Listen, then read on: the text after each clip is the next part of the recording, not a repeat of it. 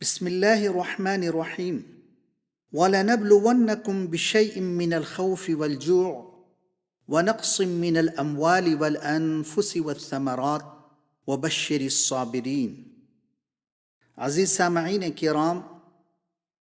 اس سے پہلے آپ کے سامنے یہ بات رکھی گئی کہ اللہ تعالی ہمیں آزماتے ہیں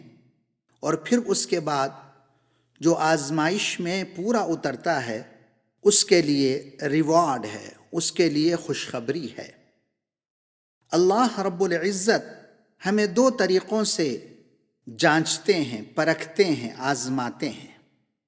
ایک تو نعمتیں دے کر اور دوسرے مصیبتیں دے کر۔ پہلی والی جو چیز ہے، اللہ تعالیٰ جب نعمتوں کو دے کر آزماتے ہیں تو پھر یہ دیکھتے ہیں کہ ہم اس میں الجھ جاتے ہیں کیا ہم ان نعمتوں میں لگ کر کو بھول جاتے ہیں کیا، یہ اللہ تعالیٰ دیکھتے ہیں۔ تو دوستو، آج کل کے حالات، دنیا اتنی ایڈوانس ہو چکی، الحمدللہ اتنے سارے مواقع گھومنے پھرنے کے، دنیا شرنک ہو چکی ہے۔ لوگ لندن، یورپ اور امریکہ ہر جگہ گھومتے ہیں، پھرتے ہیں، اور دنیا داری میں اتنے ہم لوگ مصروف ہو گئے تھے کہ نعمتوں کے اندر لدے ہوئے اللہ تعالیٰ کو بھول چکے تھے۔ تو اللہ تعالیٰ نے پھر دوسری جو صورت ہے مصیبتوں کو دے کر آزمانے کی، اس کی ایک جھلک بتائی ہے۔ اب مصیبتیں ہمارے سر پر آ کر کھڑی ہوئی ہیں۔ تو دوستو، میں نے آپ کو اس سے پہلے کی ویڈیو میں یہ بتایا تھا، جب صحابہ کرام کا بائیکاٹ ہوا اور پھر آپ صلی اللہ علیہ وسلم کو 3 سال اس وادی میں رہنے کا موقع ملا، رجوع اللہ ہوئے۔ وہ تو صحابہ کرام تھے، انہوں نے کبھی بھی اپنے آپ کو دنیا میں مصروف نہیں کیا، لیکن میں ایک مثال دے رہا ہوں کہ 3 سالہ زندگی میں جب وہ رجوع اللہ ہو گئے تو پھر اللہ تعالیٰ نے اتنا بڑا انعام فرمایا، ہجرت کا موقع آ گیا اور مدینہ منورہ کی زمین کو اللہ تعالیٰ نے صحابہ کے لیے پیش کیا، اور پھر وہاں پر ایک دار الاسلام بنا، ایک ایسی جگہ اسٹیبلش ہوئی جہاں پر مسلمان بہت سنجیدگی سے اور اطمینان کے ساتھ اسلام کو پھیلانے میں مصروف ہو گئے۔ ایک لمبی آزمائش کے بعد حضرات صحابہ اکرام کو ایک ایسی زمین عنایت کی گئی جہاں سے اسلامی دارالحکومت بنی۔ تو دوستو، اگر یہ آزمائش ہمارے لیے آئی ہے کرونا کی، اگر ہم یہاں پر سمجھتے ہیں کہ ہم اپنے آپ کو بدل سکیں، اب ہمارے اندر چینجز لا سکیں، تو پھر آپ یقین جانیں آپ کے لیے ایک بہترین فیوچر انتظار کر رہا ہے۔ دوستو، یہ صبر کرنا یہ ایک انسانی خاصیت ہے۔ اللہ تعالیٰ نے جانوروں کو پیدا کیا لیکن ان کے اندر صبر نہیں رکھا، اس لیے وہ ناقص ہے۔ ملائکہ کو پیدا کیا، ان کو صبر کی حاجت نہیں، اس لیے وہ کامل ہے، اس لیے کہ ان کے اندر اس مادے کو اللہ تعالیٰ نے نہیں رکھا، ان کے سرشت میں ایسی چیزیں نہیں ہیں کہ وہ ڈیزائرز کے پیچھے جا سکیں۔ لیکن انسان کی جو ابتدا ہے جانوروں کی طرح ہے، جیسے کہ آپ دیکھیں جب بچے چھوٹے سے ہوتے ہیں ان کے اندر صبر نہیں ہوتا، وہ روتے ہیں، چلاتے ہیں، وہ جس چیز کو مانگتے ہیں آپ دینا پڑے گا، ورنہ وہ کیا کریں گے؟ وہ روئیں گے، چیخیں گے اور چلائیں گے، آؤٹ آف کنٹرول ہو جائیں گے۔ اب ہم جو ہیں ہماری اسٹارٹ وہیں سے ہوئی، لیکن بتدریجاً اللہ تعالیٰ یہ چاہتا ہے کہ ہم اپنے اندر صبر کے مادے کو پیدا کریں اور پھر ہم فرشتوں سے آگے نکل جائیں۔ وہ اس طرح سے کہ فرشتوں کے اندر خواہشات نفسانی ہے ہی نہیں، لیکن ہمارے اندر یہ ساری چیزیں رکھ کر اللہ تعالیٰ یہ کہتا ہے کہ اگر تم اپنے آپ کو کنٹرول کر سکو تو کرو، اس لیے کہ اگر تم کنٹرول کر لو گے تو پھر ہم تمہیں اشرف المخلوقات کے لقب سے ملقب کر دیں گے، اشرف المخلوقات کے مقام پر نواز دیں گے۔ مجھے اس وقت حضرت لقمان کا وہ واقعہ یاد آ رہا ہے جب انہوں نے ابتدائی دور میں ایک باغ میں دیکھ بھالی کا کام لیا تو وہاں کا مالک ایک دن آیا اور آ کر کہنے لگا کہ وہ کنکڑی لے آؤ، اور وہ جب لے آئے تو وہ اپنے ہاتھ سے کاٹ رہا تھا اور ایک ایک پیس کر کے حضرت لقمان کو دیا، اور وہ کھا رہے ہیں آرام سے۔ اور تھوڑی دیر کے بعد اس نے بھی ایک حصہ لے کر اپنے منہ میں رکھا تو وہ بہت کڑوی تھی، اور وہ تھوک دیا اور تھوک کے کہنے لگا، کیا ہو گیا لقمان؟ اتنی کڑوی کنکڑی جو ہے تم کھائے جا رہے ہو، میں تو ایک ٹکڑا بھی، ایک چھوٹا حصہ بھی نہیں کھا سکا، اتنی زیادہ کڑوی ہے۔ تو حضرت لقمان نے کہا کہ ہاں مجھے اندازہ ہے، میں نے اس لیے نہیں تھوکا کہ جس ہاتھ سے میں نے اس سے پہلے اتنی زیادہ مٹھاس کھائی ہو تو بہت دنوں کے بعد ایک موقع ایسا ملا کہ کڑواہٹ اس کے ہاتھ سے میرے منہ میں آئی تو کیا میں تھوک دوں؟ تو اس واقعے میں اس طرف اشارہ ہے کہ اللہ رب العزت نے اتنے سالوں سے ہمیں اتنے اچھے مواقعوں سے نوازا کہ ہم دنیا گھومتے پھرتے رہے اور بہت ہی انجوائے کیا، ہر جگہ جاتے رہے، اچھی اچھی چیزیں کھاتے رہے۔ اب ایک موقع آیا ہے کہ ہم گھروں میں بند ہو گئے، تو یہاں پر ایسا نہیں کرنا چاہیے کہ ہم بے صبری کا مظاہرہ کریں۔ میں اس وقت آپ کو وہ حدیث قدسی بھی بتاتا چلوں۔ حضرت صہیب رضی اللہ تعالیٰ روایت کرتے ہیں کہ حضور صلی اللہ علیہ وسلم نے فرمایا، مومن کا حال بھی عجیب ہے، اس کا ہر کام خیر ہی خیر ہے۔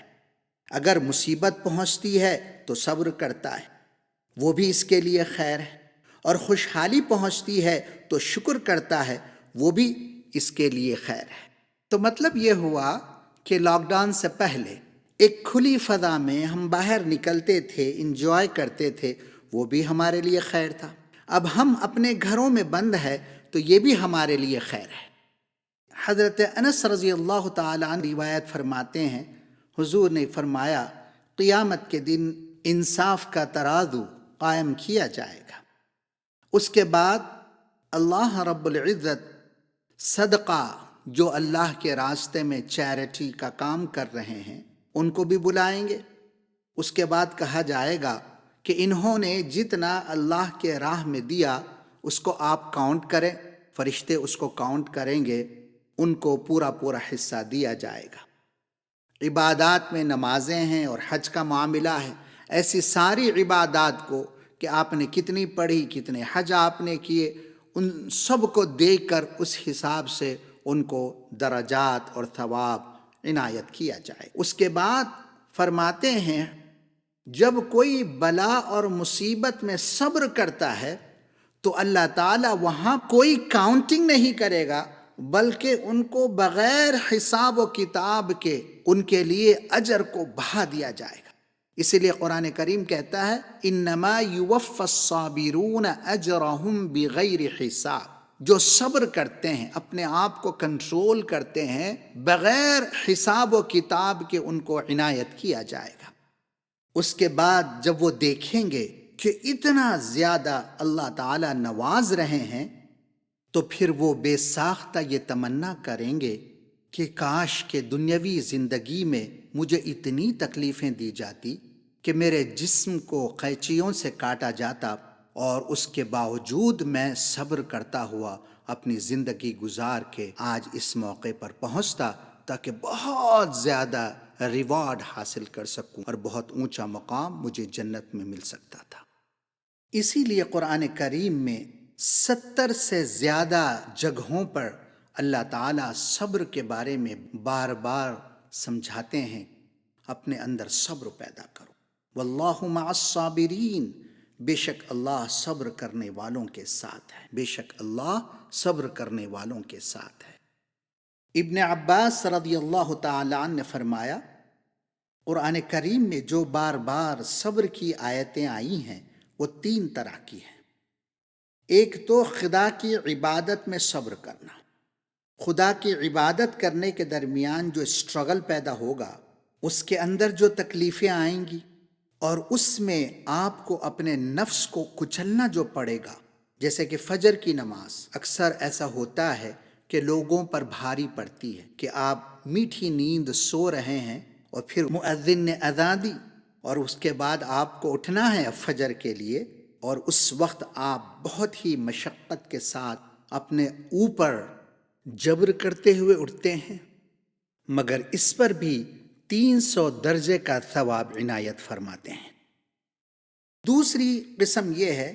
کہ حرام کے ترک کرنے پر صبر کرنا۔ حرام چیزیں ایسی زندگی میں آ جاتی ہیں، اس کے بعد آدمی اپنے آپ کو کنٹرول کرتا ہے اور اس سے بچنے کی کوشش کرتا ہے، تو اس کے اوپر وہ جو صبر کرتا ہے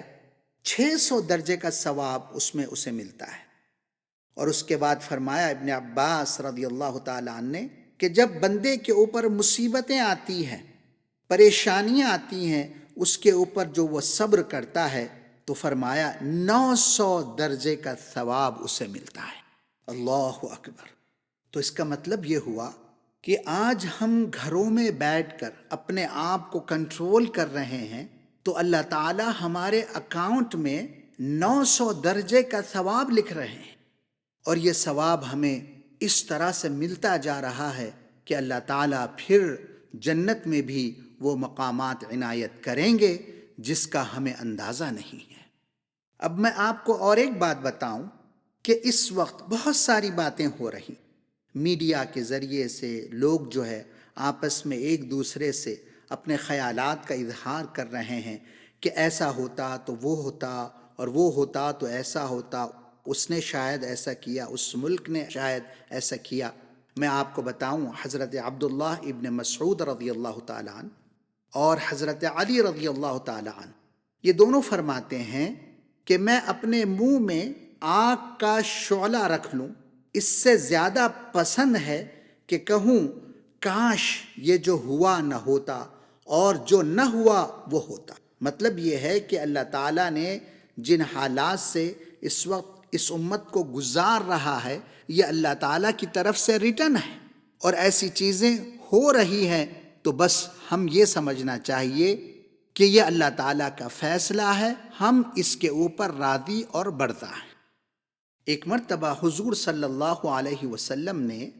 صحابہ سے ارشاد فرمایا اور سوال کیا، تم کون ہو؟